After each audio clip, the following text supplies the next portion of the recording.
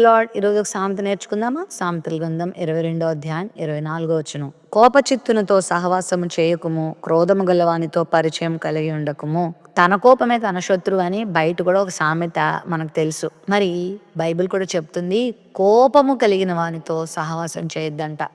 క్రోధం కలిగిన వానితో పరిచయం కూడా పెంచుకోవద్దంట. అంటే అర్థం ఏంటంటే కోపిష్ఠులతో ఉండొద్దు. కోపిష్ఠులతో నువ్వు సహవాసం చేయొద్దు.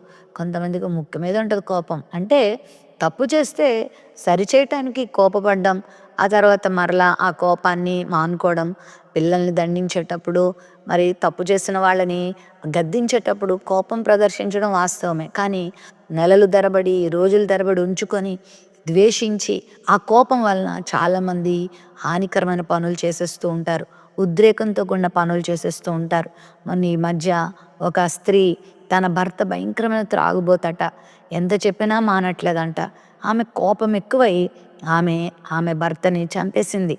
మరొక బండరాయి తీసుకొచ్చి కొట్టి చంపేసింది కోపంతో. అంటే క్రోధము, కోపము మనిషిని ఏం చేస్తాయో కూడా తెలీదు. అంటే మనిషి తన ఆధీనంలో ఉండకుండా కోపం చేస్తుంది. అందుకే కోపం మానేయాలి.